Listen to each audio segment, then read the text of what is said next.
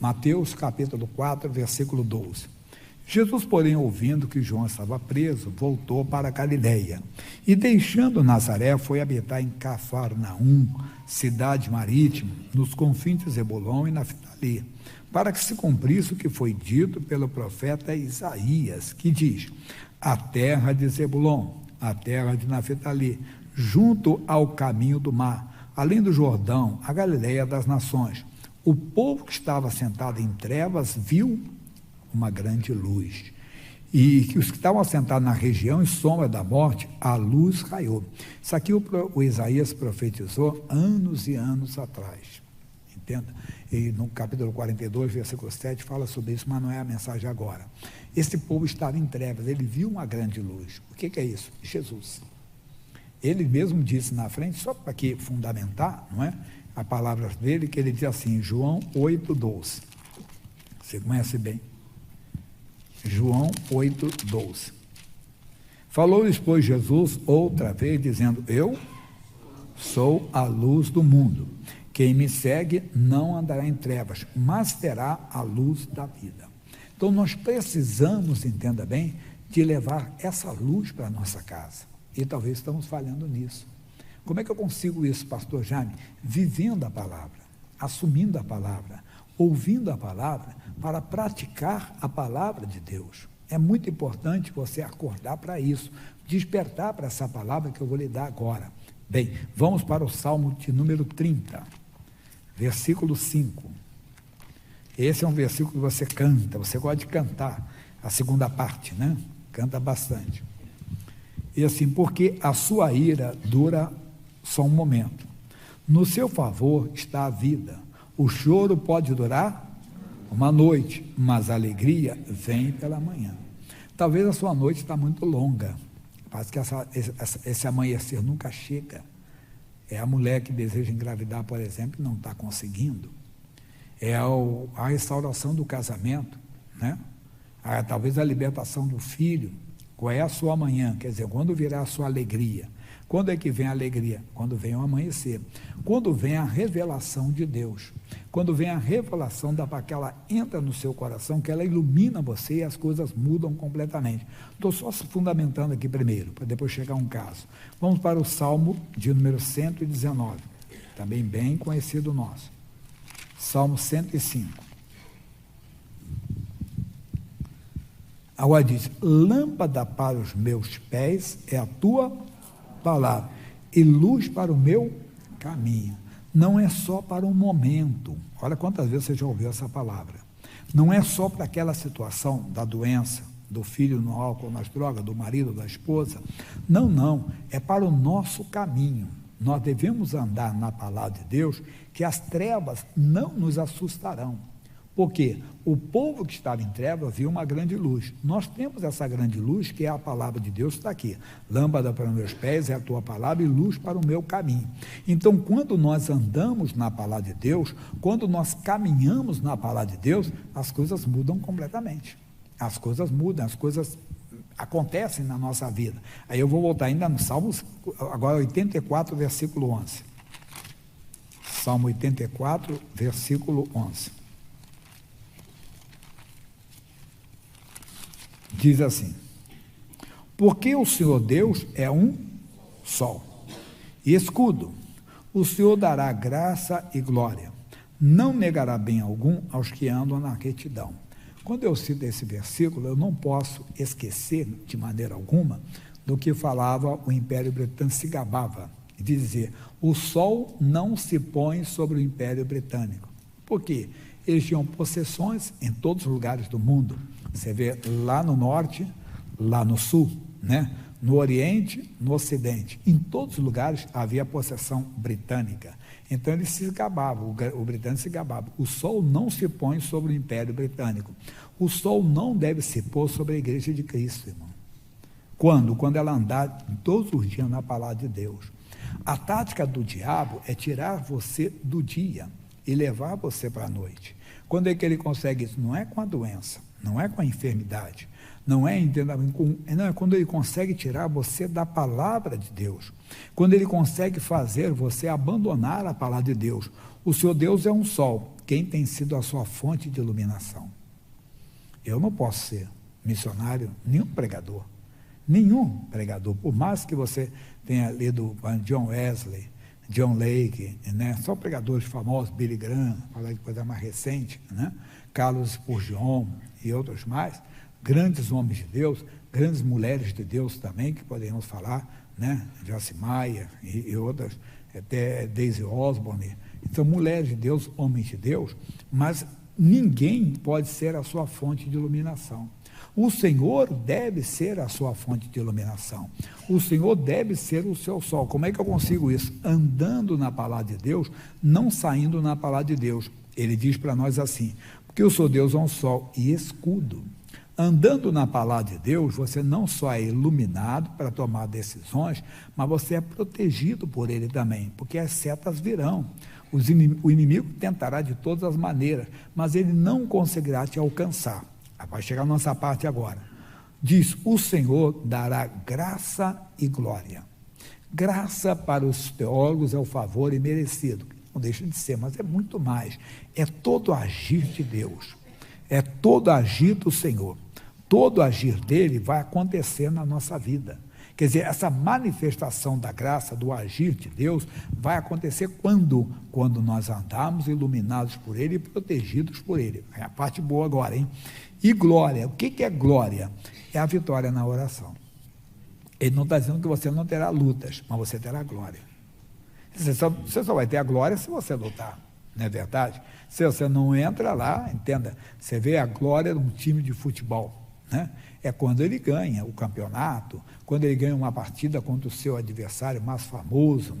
Eu costumo brincar que se você, um time da capital, um time de não está nome para não tomar partida aí nenhum. Quando ele pega um timezinho do interior, que bem, tem time do interior que é grande, né? Já foi campeão e tudo, mas aquele time que subiu agora, a segunda divisão, ou tá coisa, aí ganha, não é tanta coisa, mas quando joga com outro, que tem o mesmo nível, o tamanho dele e tudo, é outra coisa. Nós nunca teremos ninguém do nosso tamanho, porque maior é o que está conosco. Mas nós não temos que procurar. Lembra que eu falei do pastor, que é irmão desse aqui, esse aqui é o Marcelo. O Mário é o gêmeo dele. O irmão dele, a esposa dele, teve um câncer.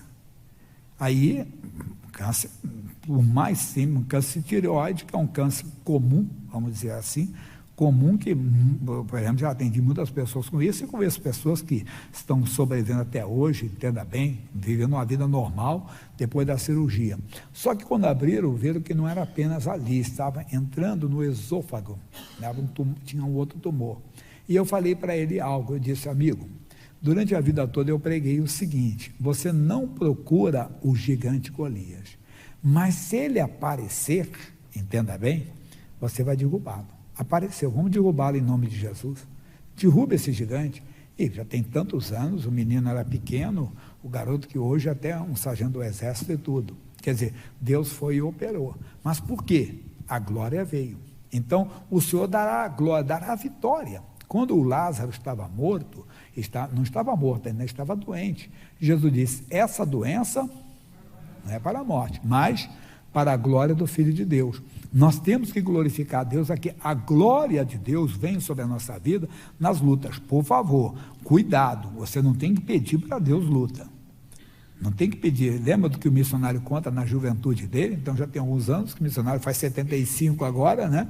Ele era da juventude, ele disse que estava na igreja e um pastor deu uma mensagem muito forte, né? Ele disse, olha pessoal, a igreja de Cristo, ela, quanto mais apanha, mais ela cresce. Ela cresce nas provações. Aí lembra até de um outro pregador que disse que cristão é que nem omelete, quanto mais bate nele, mais ele cresce, né? Tomara que aconteça tudo isso aí fora mesmo, né? Quanto mais bater ele, mais nós vamos crescer. Entende? E acontece isso. A Igreja de Cristo, aqui no Brasil mesmo, foi massacrada nos anos 70. O pessoal deve lembrar os grandes jornais impressos, que hoje não é, hoje é online, mas quase todo dia vinha uma reportagem, falsos pastores, falsos pregadores, não sei mais o que, tudo bem. Por quê? Porque começou a mexer com bicho. Quando você começa com bicho, já viu aquele mexer em casa de marimbondo? Né? Você começa a mexer com bicho, o bicho fica assim. Naquela época os pastores, hoje Parece que não, mas já tem uma lei do mordaça há muito tempo. Por exemplo, você não pode citar nome de entidade, de macumba, de feitiçaria, porque é discriminação, não sei mais o que, você até processa. Mas pastor, eles xingam à vontade, né? Pastor, eles xingam, falam à vontade, ninguém fala nada e tudo bem. E se você entrar, vai ser até debochado do lado, certo? O cidadão tem ali para falar, mas nós não somos. Se eu falar daquela entidade, da capa rosa lá, da capa roxa, entenda bem, daquele bicho que gosta de beber champanhe, aquele bicho que gosta de rosa, vermelha e branca, e que gosta de separar casais, você vê aí fora. Você passa ali e vê nada, assim, trago a pessoa amada em 30 dias. Mas quem é a pessoa amada? É o marido de uma mulher. Quer dizer, você vê que é uma coisa demoníaca que vai destruir a família de uma pessoa, e as pessoas fazem apologia a essas coisas. Bem, mas o que eu ia falar, então os pastores começaram a expulsar demônios, mostrando que esses demônios não estão com nada. Se estão tentando ressuscitar, coitado, estão tentando ressuscitar o morto que não vai ressuscitar, nós pisamos na cabeça do bicho. Não temos. Um dia desse, uma igreja nossa botaram uma faixa assim, demônio tal, falar o nome do demônio. Não vou falar, só tem 3 letrinhas, o bicho. Um derrotado, fracassado, todos eles, toda a linhagem deles são todos derrotados, todos. Nós ficamos até arrepiados, nem dormimos aquela noite, não faz mal, como diz, não faz nem cosquinha na gente, não. Nem um arrepiozinho sequer dá, não tem esse negócio. Os pastores começaram a mostrar que o nome de Jesus é maior. Aí o que aconteceu? Aconteceu que houve um levante grande, mas a glória de Deus foi maior. O Brasil se tornou praticamente evangélico. Vê que hoje o segmento chamado evangélico é tão disputado aí fora, porque começou a mostrar o poder de Deus. Amigo, nós não buscamos o gigante Golias, mas a glória de Deus será grande na nossa vida. Mas o que temos que fazer? Andar no caminho. Andar de luz para o meu caminho, andar com a palavra de Deus. O seu caminho será iluminado. Você não vai como aquele povo que está falando Mateus. Aquele povo estava em trevas, ele viu uma grande luz. É a revelação da palavra. Somos nós que somos de Deus, mas às vezes enfrentamos as trevas. Nós não podemos ficar, entenda, de maneira alguma desesperados. Vamos para o livro de Jonas, o profeta, no capítulo 2. Esse eu citei há um tempo atrás, mas com outra revelação. O versículo é o 7.